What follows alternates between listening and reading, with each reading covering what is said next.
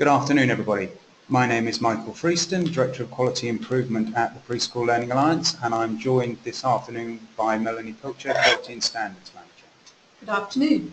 Our focus for today are a couple of the raft of documents that were published by the Department for Education a week ago last Friday, I think it's today. Revisions to the Early Years Foundation stage and the Early Years Workforce Strategy, both of which I think it's fair to say we've waited for some time. We have. But also, in your inbox that day, you will also have got further guidance about the Early Years National Funding Formula and the Model Agreement and various other things as well. We did wonder about whether we should try and cover everything in one session, but we thought better. No. And actually, the day before, Michael, the revised Ofsted inspection documents was just a couple of days before, which just make reference to the inspection service providers and it coming back in-house. Smashing, thank you. That's that webinar sorted out. It is. So, for those of you who've been with us in the past, what normally happens is one person chairs and fields the questions and the other person presents. We're going to slightly change that around today in as much that Melanie has focused on the Early Years Foundation stage changes and I've been involved in the workforce strategy review. So we will try seamlessly to swap halfway through. Each working to our own strengths. That's right.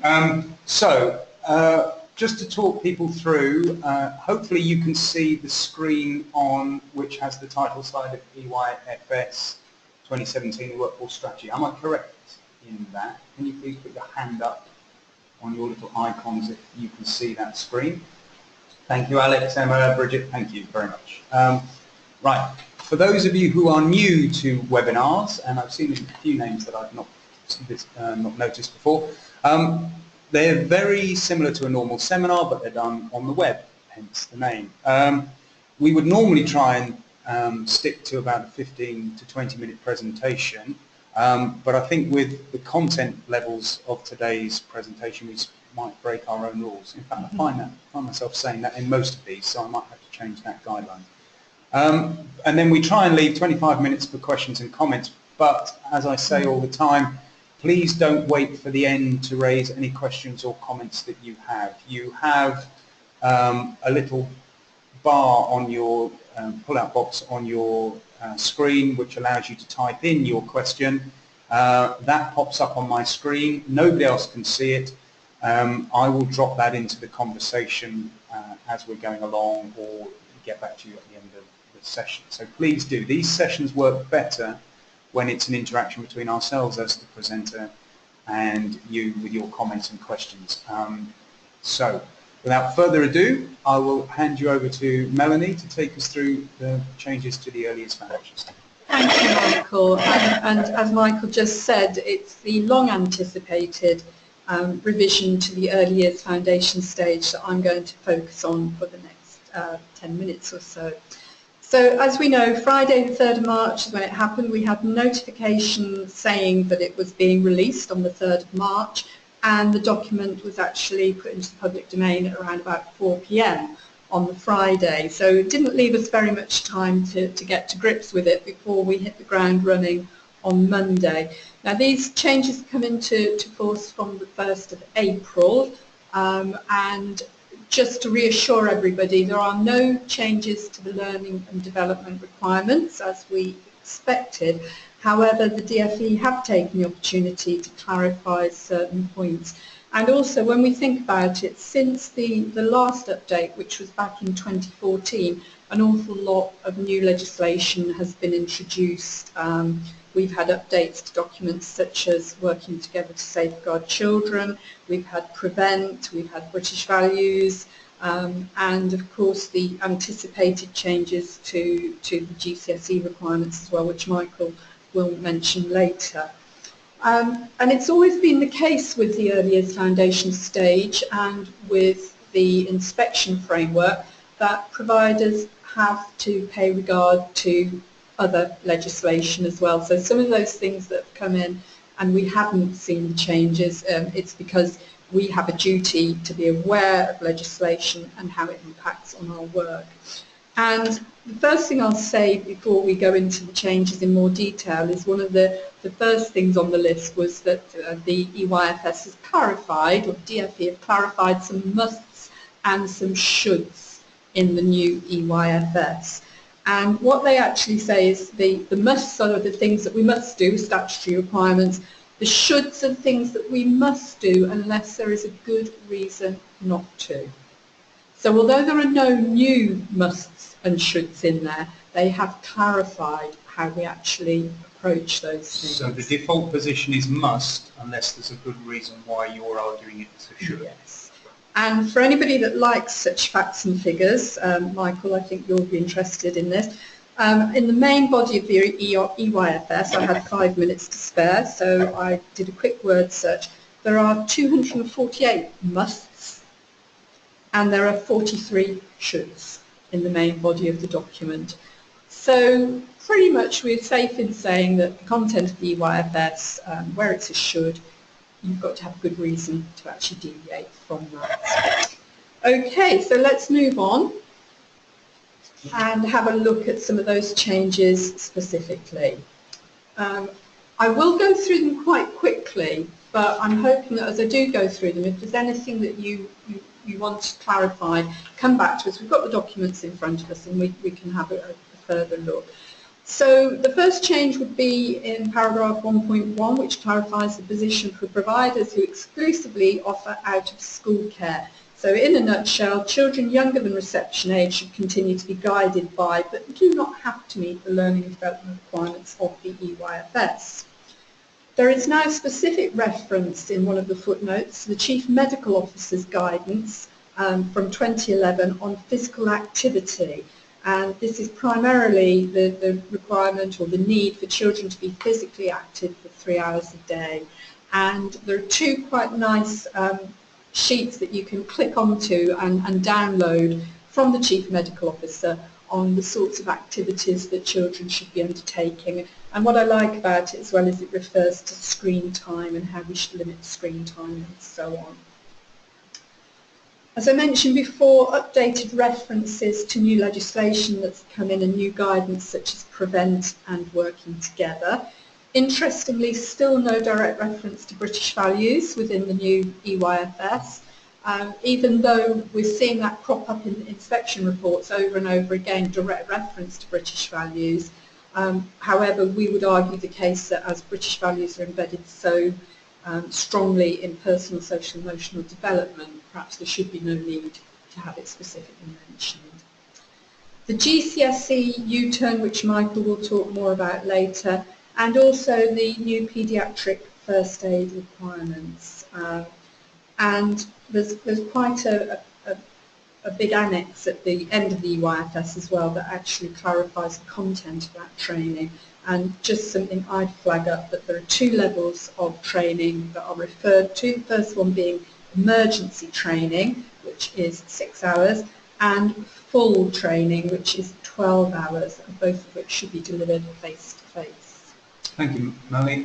Lisa has the first question. Is the reference to the CMO guidance a must or a should? It's a should. It's a should. Yes. Children should have Should. Yes. 3 hours of activity a day. I think probably because it's one of those that would be quite hard to enforce, because this is throughout, throughout the child's day, and obviously they're at home as well during that time. So again, I think as it's referenced in the footnote, there will be interesting for providers to consider how they evidence their approaches to this to Ofsted during the inspection. Definitely. Okay, thank you, Michael. Then we've got some more changes to clarification more than anything. Ratios for provision run by schools governing body clarifies what has already been communicated to Ofsted and local authorities last autumn. And there's quite a big footnote on that, which is quite complicated, goes backwards and forwards and describing what is and what isn't school-run provision. Further clarification of when childminders can make an exception to ratios, which in a nutshell is around continuity of care. So that's a good example of the should as well, isn't it, where providers, childminders in particular, should meet ratios unless there is good reason. Can you give me an example when they would argue they they can be. Yeah, I think it's come down to, from what I read around things, the example given is perhaps during holiday times when an older sibling would join a younger sibling at childminders, and obviously it makes perfect sense. Okay. Then we've got a little bit in there about prescription medicines that they've thrown in.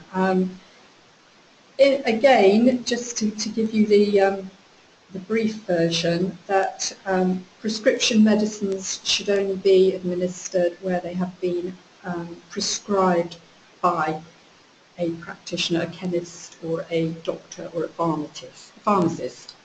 I'm just wondering, I'm expecting some confusion, I'm expecting some more questions on that over the difference between a prescription medicine and an over-the-counter medicine. So I just think we just need to be very clear about that. About prescription medicines, you would expect to see a box coming in with a prescription label on the front where you can see when it was prescribed, who it was prescribed for, and the actual dosages on the container. And then we've got further small amendments which are there to help to cover the Small Businesses Act as well, but there's sort of minor amendments in there. And yes, sorry, I've got my own slide at the back there. I was very heartened to see that in the introduction to the EYFS, they reference the characteristics of effective learning again. It's always been a bit of a bugbear that they are such an important element of the early years foundation stage, because they are about how children learn as well as what children learn, which is really important, and yet they're given so little reference in the EYFS. So I was really pleased to see that there's another small reference to them in there. We've also got in the safeguarding section a reference to female genital mutilation, and again, this has been around for a while now, but it's something that we must consider with regards to looking at signs and symptoms of potential abuse, but they've actually strengthened that requirement by putting it in the EYFS. Okay, so it's been around for a while as a requirement, but they've now strengthened that. Another one, criminal record checks should also be made for anyone who has lived or worked abroad, and there's reference to something called an International Child Protection Certificate. Now, I'm expecting a lot of confusion, perhaps queries about this as people realise that this requirement is there. Again, it's been around for a while, and there's links in the footnote to further information on this. I've got one of them in front of me at the moment, a Home Office document which is frequently asked questions about the application process for obtaining overseas criminality information. It also refers you as providers back to the document Keeping Children Safe in Education as well. We will be producing further information about this and further clarification about this in the future, but it's something I think we really need to get our heads around to make sure that we're giving the right information. Am I right in thinking this is back to certificates of good conduct? So I'm aware of various settings who've had issues with individuals who've worked abroad for periods of time, and it was the requirement or the recommendation was that they got in contact with previous employers for a justification. It was a very confusing system. And what it comes down to ultimately is the provider's duty to ensure that those people that they employ are fit and safe to work with children. So yeah, I think we've got a little bit more untangling to do on that one. A question from Catherine, is the reference to that Home Office document you indicated on these slides? No, it's in a footnote in the EYFS. So the URL to get the document? Yes, it's there. Just click onto it. It's in a footnote. And I can't fully remember which section it is, but I'll come back to that and give you that information in a moment. Thank you. I love this, Michael. One member of staff must be awake at all times is now stipulated within the EYFS. but it's clarified with it for overnight care. Does it mean at least one member of staff? At least one member of staff. And it raises all sorts of interesting questions really around how Ofsted will inspect overnight care, and of course it links in with 30 hours and so on, and that need to be flexible, offer flexible childcare for parents that want it. So it'd be very interesting to see if we're likely to have Ofsted turning up at 10 p.m. to check. And I'm just, there's a lovely image that comes in mind, is whether they would have the right to wake up the other members of staff during their inspection. The mine, yes. Fascinating. Yes. Anyway. Anybody that has some experience of being inspected for overnight care, please do get in touch. We'd love to hear from you. And finally, in the changes, that childminders are encouraged to identify a person to act as a SENCO. And again, that's been around for a while. It's clarified now, probably with the introduction of childminder agencies. We quite often see occasions where it might be one person who acts as SENCO for that childminder agency, or for a group of childminders who work closely together. So that's it really from me. So any questions, now or towards the end of the session, if you have time to mull it over during Michael's, I know will be riveting presentation for you, but if any further questions come to mind, just pop them in. Over to you then, Michael. Published on the same day, and probably been awaited as long as the revision to the early years foundation stage, was the publication of the early years workforce strategy. This was announced, I think, by Sam Guimard, the previous Minister for Children, probably a summer and a half ago, to look at all aspects of workforce development, qualifications, recruitment and retention, and was prompted, I think it's fair to say, by the concerns that arose about the impact of the GCSE English and Maths requirements on recruitment levels into the workforce. You'll recall that as part of that review there was a consultation undertaken in the autumn of last year, and the workforce strategy was the vehicle through which the outcomes of that consultation were published, but need to be borne in mind that there's a far wider context in terms of it. The documentation doesn't just refer to the Minister's decision on that issue, but to the whole raft of challenges that I think practitioners in the sector would recognise we all face. So what it plans to do, as outlined by the Minister's comments, is how the Department plans to support the early years sector to remove barriers to attracting, retaining and developing the early years workforce. And responsibility is understandably placed squarely with early years providers themselves in terms of building and supporting their workforce, and that the success of the strategy will depend on employers as well as training providers and sector organisations continuing to work together and with government. So it's a recognition that government has a role in this workforce strategy, and I think should be seen in terms of government's approach to wider industrial strategy, that there is, from this Conservative government, a view that it is legitimate for government to get involved in developing and training workforce in various industries. And as it says, the main statement is to attract people who have a passion for working with children and have the right skills and knowledge to offer high quality early education and childcare. The role of a high quality workforce is because the end product is in terms of delivery of high quality early education and childcare. And not unsurprisingly, it leads with the views in terms of the qualification requirements at levels 2 and 3. There is a recognition that it was necessary to broaden the current English and Maths requirements for level 3 early years educator EYE, including for apprenticeships, to level 2 qualifications, including functional skills. I know Melanie was at the event where the Minister chose to launch this. I was.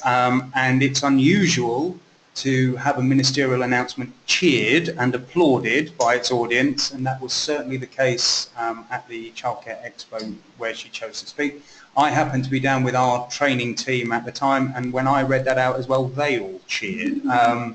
It was one of those rare occasions when you felt that the government had come to the final decision that was necessary, and everybody was happy to welcome it. And common sense does prevail. It does.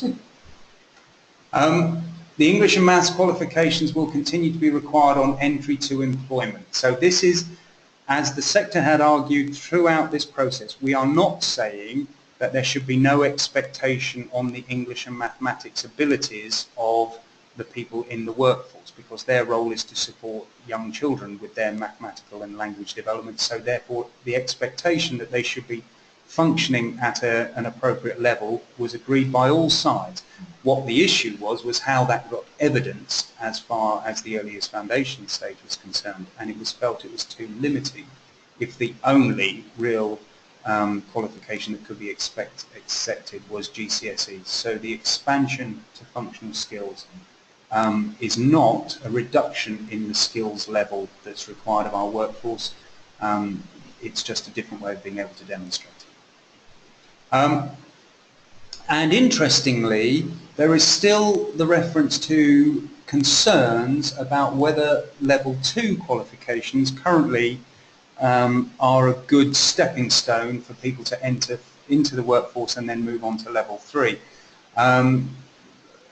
The sector has had concerns at times in terms of current level 2 qualifications.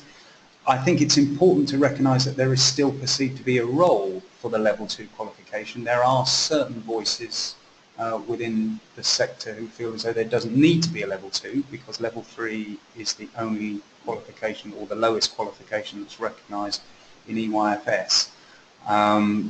It's certainly the view of the workforce strategy that it is necessary to have that stepping stone, and they are going to work with the sector and the awarding organisations to review it currently within the skills plan. For those of you who've not kept up with the skills plan, I suggest you might want to give it a glance, because it is the articulation of wider government policy to try and give technical qualifications the same integrity and the same recognition in the workforce as academic qualifications. This has been a perennial concern across UK PLC for many years, and the skills plan is the current approach to try and address that. And also, interestingly, there is a recognition in the documentation that in many situations the department doesn't have effective data on which to base its policies and their impact. So there is a recognition that actually they do need to address this so they can take it forward. There are other factors. The documentation does not only focus on the qualifications, and I just want to spend a couple of minutes leading you through the other areas that are referenced. And I've just seen a question come in from Alex about, is there any intention to attract more male practitioners? Hold that thought, Alex. I'll get to that point in a second. There is the issue in terms of graduates and a recognition that early years teaching status and its predecessor, the early years professional status, that there are inconsistencies in as much that people with those qualifications are unable to teach and maintain nursery and reception classes. That's recognised as a barrier, and that they are going to consult on amending regulations to allow this to take place. There has been some concern from the sector that would that just mean that there will be a stampede for people with EYTS into maintained classrooms because terms and conditions may be more favourable. I think that is something of which the department are aware and would be a pertinent factor in any review they undertake. There's also a review of initial teacher training courses that lead to EYTS to make sure we're maximising the impact of the programme.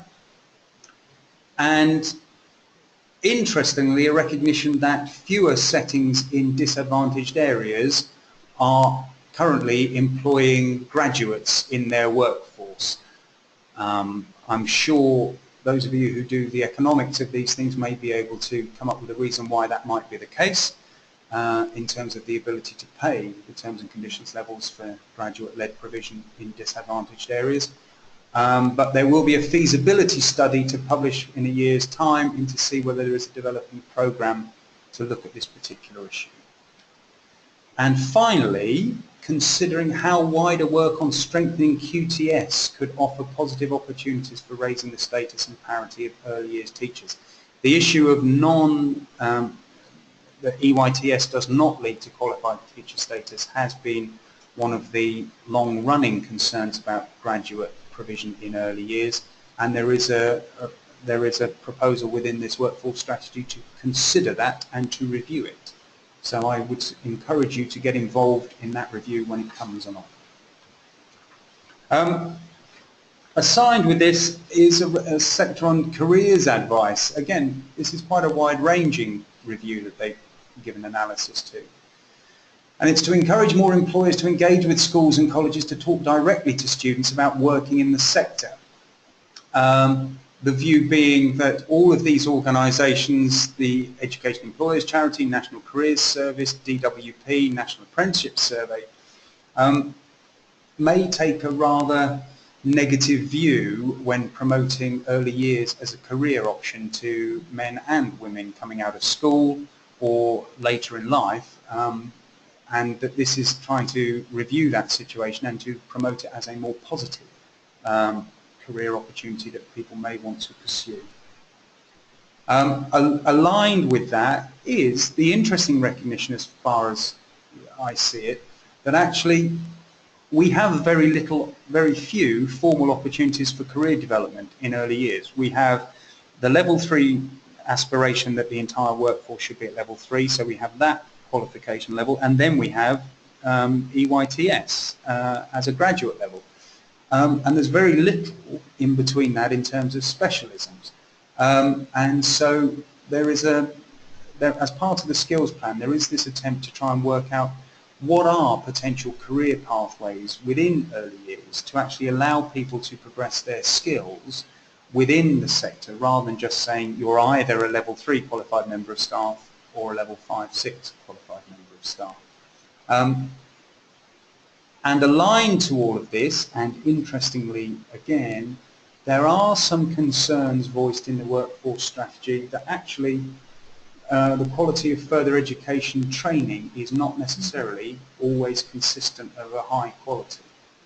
And that's seen as partly at a tutor level, in terms of there are very few opportunities across organisations to allow people who are tutors and teaching the next qualifications in early years to actually share their effective practice with each other. And I do think that's something we should reflect upon. But also some concern that in some providers don't necessarily have their courses taught by those who have recent, relevant, effective practice. And that doesn't serve their learners well or the sector well as a whole. So again, I think the analysis in the document is quite thought-provoking and does make us look at ourselves as a sector to see what our development challenges are and how we take them forward. And back to Alex's question, there is a recognition that one of the barriers is that we want children in early years provision to have both male and female role models to guide them in early years, and we want more men to choose to work in the early years sector. In preparation for this session, I looked back at the Children's Plan, published when Ed Balls was Secretary of State, and various documents from the Children's Workforce Development Council. Every one of them raised this issue of gender diversity in the workforce. And prior to that, Michael, when I was working in local authority myself, this was one of our key areas of work, was trying to get more men into childcare. Yep, we've singularly not done well. I think the figure is somewhere, it hovers around 2 or 3% of the workforce has remained stubbornly at that level. So the workforce strategy is proposing to set up a task and finish group of early years sector stakeholders to consider gender diversity in the sector in more depth.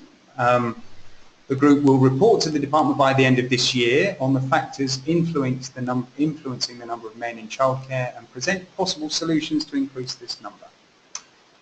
Work with the department to promote it as a career opportunity and link with existing and support the development of networks of men working in childcare.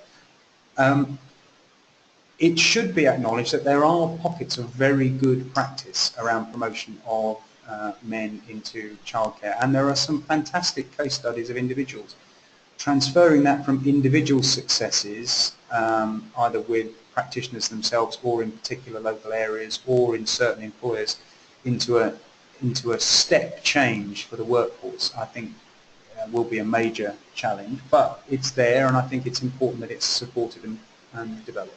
Interesting, when I was back in the day, we talked about 4 underrepresented groups in the childcare workforce, which was men, which was older workers, disabled, and cultural diversity in the workforce. And it seems that those other things we've actually met targets on, and yet still men remain stubbornly elusive for the workforce. Thank you.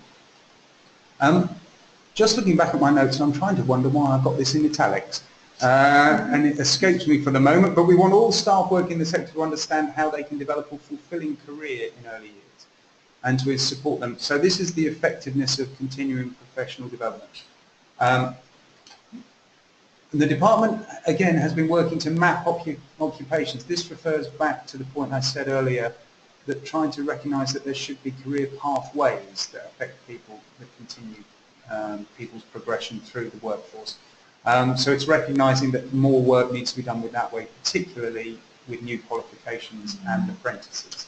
And Michael, I see you've got another question come in. It might be timely to answer, to go back on that.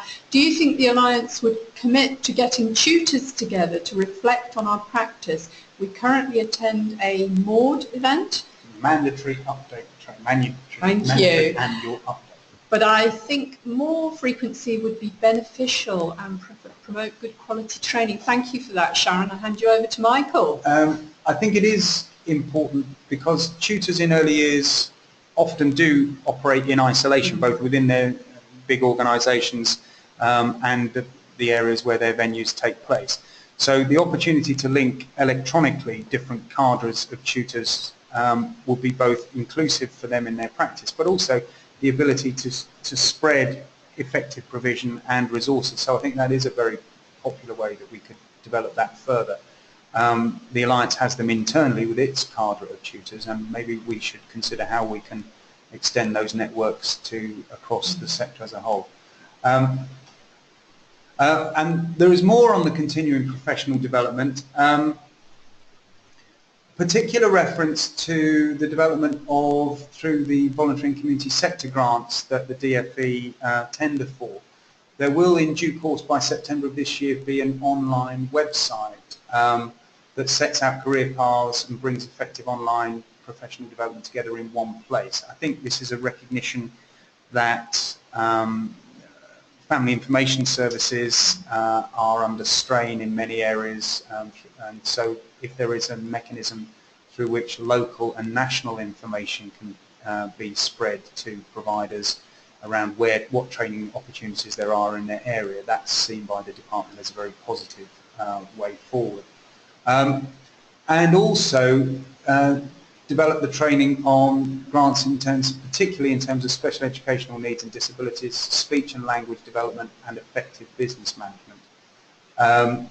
Again, I think this links back to that notion of career pathways, that people should be encouraged once they've got their level 3 qualification around general practice and provision. There's the recognition that many people tend to specialise in their particular roles in certain areas, and that there should be CPD and qualification opportunities to have those recognised and to allow career progression that way.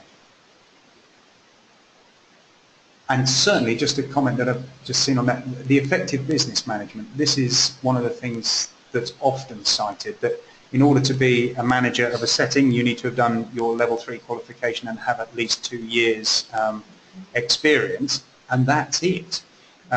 So we often put people into managerial positions and business management positions in a sink or swim situation, because we don't necessarily always offer them the business management skills and qualifications that would support them in that wider role. And sector-led quality improvement. Again, I think this is a recognition that those days where quality improvement was led by local authorities or by organisations such as ourselves buying into large quality improvement schemes, those days have passed, and that actually the sector recognising that it has skills and experiences that should be passed within its sector and between practitioners would be useful. So there is provision to expand relationships between schools and early years providers via the teaching school network. I was fortunately in a meeting with special educational needs experts last week, and there was a recognition around the table that actually, let's not assume that that means best practice is somehow being handed down to the early years sector from schools, that in many situations it's the other way around, and that the flow of skills and experience is upwards into school provision. So we should see ourselves understandably and rightly as equals in this area, rather than just a sector to whom the benefits of others' skills and experience should be given. And there's also reference to the development of buyback models for quality improvement services, some local authority areas. I spent some time trying to find out what this meant. And I think the closest reference I got was that when some local authorities were cutting back on the infrastructure they had to support settings with their quality improvement, what they did in some areas was give each registered setting and childminder in their area X £100 for a year, and then they could spend that money either with the local authority, hence buyback, or with any other training provider to improve their CPD provision. So I think the phrase buyback comes from that idea there, but now increasingly it might just be buy, because there seems to be less and less money around, but many local authority early years departments are setting themselves up as private training providers with an income generation approach themselves, so you might be approached to buy their training facilities. One area where there is some concern about this is, particularly when we come on to look at special educational needs, that actually the buyback might refer to some money from the early years funding formula being held in the inclusion fund, which is within the structure and allows them to do, and that money is set aside for support and development of effective SEN provision. But then the question is, does that mean it's at the expense of the funding rate in a particular area that is provided to practitioners as a whole? Be alert to this as we move forward into the new funding arrangements. That leads me on to just drawing to the end now in terms of particular reference to training around special educational needs and development. And again, this is a recognition that lots of people specialise in this area and may on an ad hoc basis be able to pick up training in a particular area or with reference to a particular condition. But actually what is needed is a more structured approach to training and support around working with children with special educational needs and disabilities, and that there is an expectation that by 2018 a qualification for early years staff wishing to specialise in this area will be produced, and I think that is to be welcomed, because again that is something which offers career progression and development within the sector rather than having people feeling as though it's necessary for them to leave. And again, this is the reference to the previous slide in terms of guidance is being published for local authorities and early years providers on how the Inclusion Fund and the Disability Access Fund, both of which are within the new funding arrangements for the 30 hours, can be used to support workforce development and SEN specialism. So again, I think keep an eye in your local area to see whether the element being taken from the allocation to the local authority from the department is being considered as part of the inclusion fund and not being passed on to providers, whether that's going to be used to support workforce development around the SEN area. Do get actively involved in your school's forums who are going to be working out these allocation systems to make sure that the voice of early years is heard in those discussions. Ouch, there was a lot of information there. That was Melanie. An awful lot of information to take on board, and it just reminds me actually to mention that we do have a guide to the changes in EYFS that's available on our website, So yes, so we're there. We are there. We will be doing similar one. It's not yet produced in terms of the implications of the workforce strategy and how practitioners may wish to get actively involved in developments in their area. It is going to be a very busy period over the next year, 18 months in terms of everybody getting to grips with the new funding formula, but also other factors changing around it. So we do need to be on top of those, and it's through an informed and engaged practitioner sector that actually we can make these developments work for us. One question I did have for people is whether those whole range of activities and action points that the DFE is promoting, whether they actually add up to a strategy, which is how the document was developed in terms of workforce strategy. I'm not going to make any comment on that other than to say I think the analysis of the challenges that the sector faces are very well articulated in the workforce strategy, and that many of the actions that are indicated and outlined that will be progressed are movements in the correct direction. I think one thing that is missing is benchmark figures and goals and targets over a specified period of time that by 2018 we will have done, we will have improved. But I think it will be for practitioners and the wider sector to digest this over the next few weeks and months to see how we take that forward and keep the department's feet to the fire in terms of supporting the development of the best workforce that does meet its own aspirations about who it attracts and how we retain staff across the sector. I think that's it, isn't it, Michael, really? Unless there don't seem to be any further questions that come in. Smashed everybody. Yes. I think just be reassured with regard to the EYFS that those changes are really quite minor, and they're all things that we're probably doing anyway. So I think without further ado, Michael, if that's all right with you, I think we will sign off for the evening. We will do it that way. That's very kind. Thank you for everybody who attended at very short notice. My thanks, as always, to Melanie. And just to say, I think there's one more slide. Because, oh no, I haven't said it on there. Our next webinar is on the 28th of March at 4 p.m. on the impact of the new apprenticeships framework.